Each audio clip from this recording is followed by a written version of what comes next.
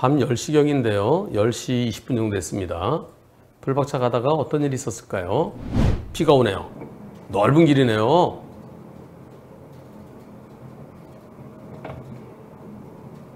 왕복 12차로래요. 와, 저기 육교도 있는데, 저기 육교 있어요, 육교. 저 빛 번진 데 보일까요? 이야, 2차로 가는데 여기서 나오네요. 와, 허허. 그런데요, 저 사람이 왜 저기서 나왔을까요? 이거 피할 수 있나요? 아니, 저 맞은편에 빛 번진 데는 안 보이잖아요. 여기서 안 보이다가 여기서 나오네요. 여기서 한 10m 좀 넘을까요? 하나, 예. 아이고, 예. 바로 옆에는 중앙 펜스까지 있는데요. CCTV 같이 보시죠. CCTV 보시면요, 여기 사람 걸어와요. 이 사람이 어떻게 하나 보세요. 저 넓은 길을, 야, 진짜 넓죠? 왕복 12차로래요. 저 지구대 앞이네요. 경찰차 많이 있네요. 와, 강적이다. 저런 트럭이 오는데, 와, 이야, 이거 물러거라 그러는 게 뭐예요? 저리 건너가요. 우산 들고. 저기까지 갔어요. 갔다가, 예. 여기 있어요. 여기. 여기서 다시 되돌아오네요. 되돌아와요. 되돌아오더니 저 불빛 속으로 싹 사라져요. 들어왔다가 여기서, 예, 서 있어요. 서 있다가 차가 오니까, 예. 이런 사고였습니다. 아니, 여기서부터 여기까지 갔다가 되돌아오다가 서 있다가 차가 오니까 쓱, 어떻게 보셨나요? 중앙분리대가 시작되는 시점이래, 또 거기가. 그렇네요. 중앙분리대. 여기서. 보험사에서는 불박차의 잘못이 있다고 합니다. 파출소 앞이고요. 보험사에서는 불박차의 10 내지 20% 잘못이 있다고 합니다. 근데 아직까지 경찰에서 교통사고 사실 확인은 발급되지 않았어요. 그 전에 보험사가 일방적으로 과실을 정할 수 있나요? 과실은요, 경찰의 교통사고 사실 확인하는 거 아무런 상관이 없어요. 보험사 직원이 불박 영상 보고 CCTV 보고 판단하면 돼요. 근데 보험사에서는 불박차 잘못이 있다고 합니다. 교통사고 사실 확인은 발급 전이에요. 조사관은 범칙금 발부될 거라고 합니다. 그럼 뭐예요? 안전운전 의무 위반이라는 거죠. 무단횡단 보행자의 고의사고가 의심되기도 하는데요. 지금 범칙금 발부하겠다는 것은 죽지 않았다는 겁니다. 그리고 크게 다치지 않았다는 거예요.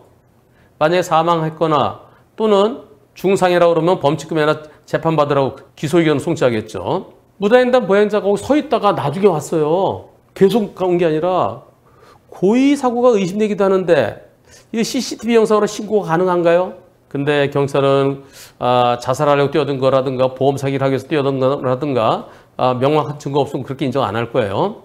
네, 술 먹고 그냥 뭐 헷갈려서 왔다 갔다 하다 그랬다라고 그렇게 하겠죠. 경찰 조사와 보험사 과실 비리에 대해서 이의 제기를 동시에 진행해야 되나요?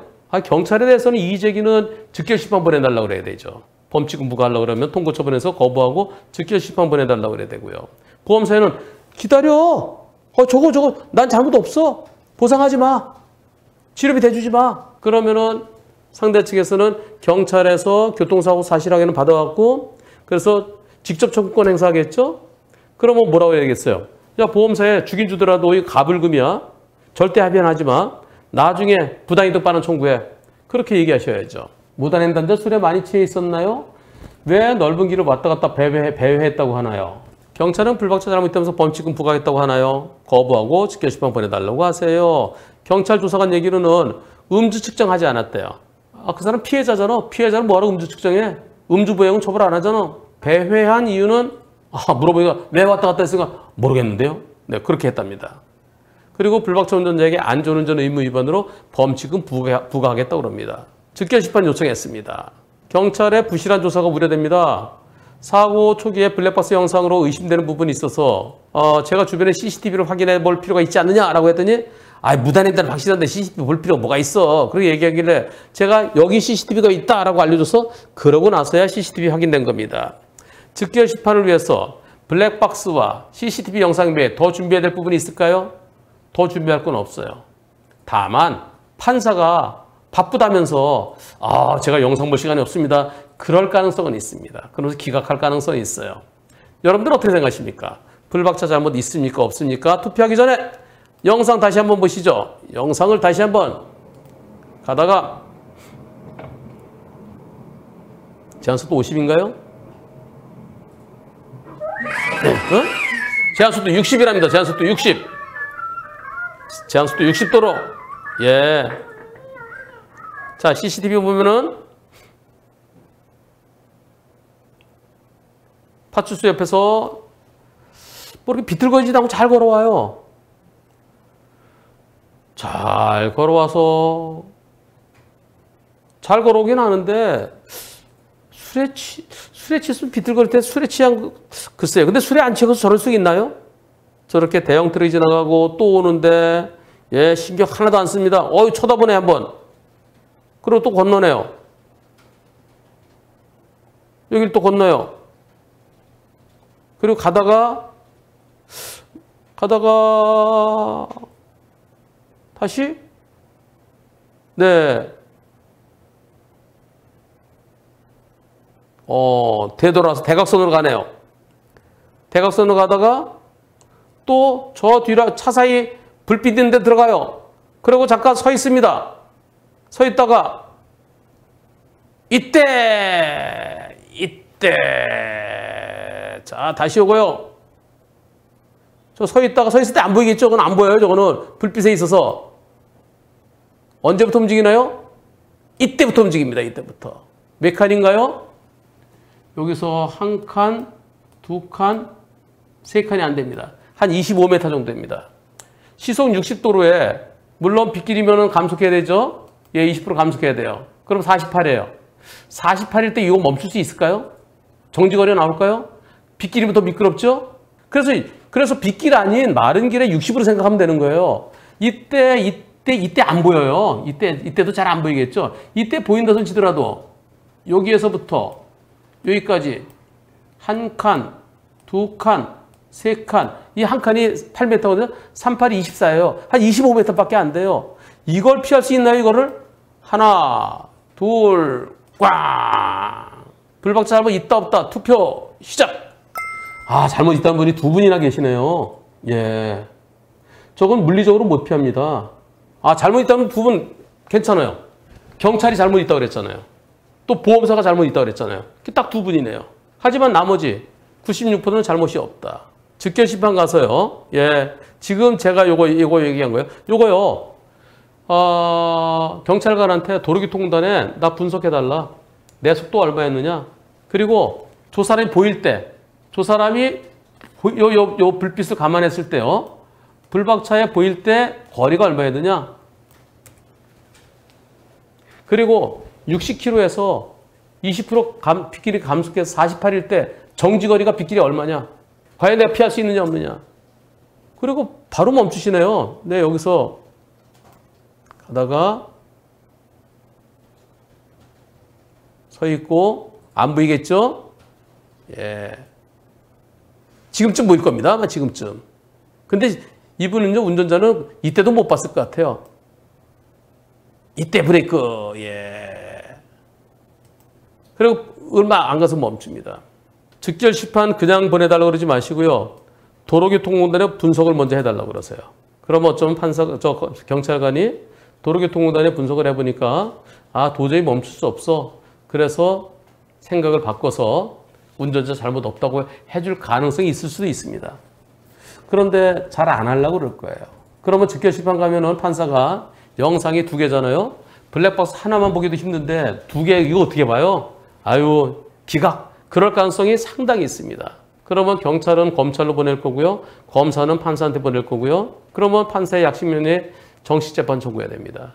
정식재판 청구까지 가게 된다면 그때는 꼭 도로교통공단에 분석해달라고 그러십시오. 내 차의 속도, 그리고 48일 때 정지거리, 내 차 속도일 때 정지거리, 그리고 무단횡단자 보일 때 몇 미터였는지.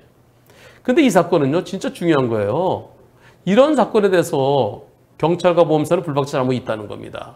그러면 지금 이 사건, 이분이 진짜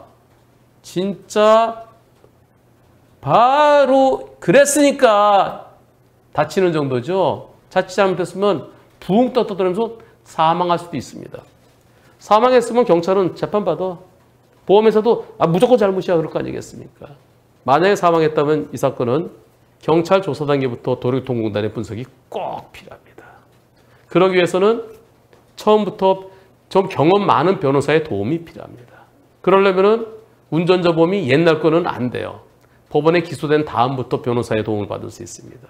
그래서 운전자 보험 옛날에 가입하신 분들은 이런 사고에 대비해서 저렇게 딱 기다렸다가 오는 저런 사람들도 있을 수 있으니까 운전자 보험 옛날에 가입하신 분들은 2023년도 3월 이후 거로 업데이트가 필요합니다. 나중에 직결 심판에서 무죄 받으실지 정식 재판까지 가서 무죄 받으실지 모르겠지만 반드시 무죄 받으십시오. 반드시. 꼭이요. 운전자 보험 하면 누가 생각나시나요? 그렇죠. 저 한문철이죠.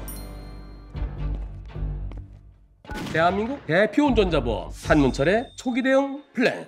예전에 운전자 보험은 법원에 기소된 이후에만 변호사 선임비를 지원받을 수 있었지만 한문철의 초기 대응 플랜은 업계 최초로 경찰 조사 단계부터 변호사의 선임비를 지원받을 수 있게 만든 거 알고 계시죠? 특약 한 사고당 실손 비례 보상.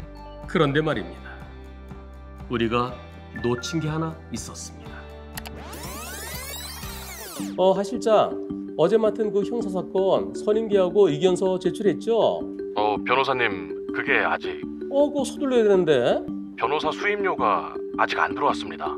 그 사건 경찰 조사 단계부터 변호사 선임비 지원해주는 운전자 보험 아니었나요? 그렇긴 한데요. 보험사에서 곧바로 선임료를 지원해주는 게 아니라서 의뢰인이 돈을 빌리러 다니느라 시간이 필요하다고 합니다. 아니, 보험도 가입되어 있는데 돈을 빌리러 다닌다고요? 이게 무슨 얘기죠? 지금까지의 운전자 보험은 내 돈으로 먼저 변호사 비용을 지급하고 나중에 보험사에 청구하는 구조였습니다. 하지만 갑작스럽게 큰 돈을 마련하는 게 쉽지는 않죠.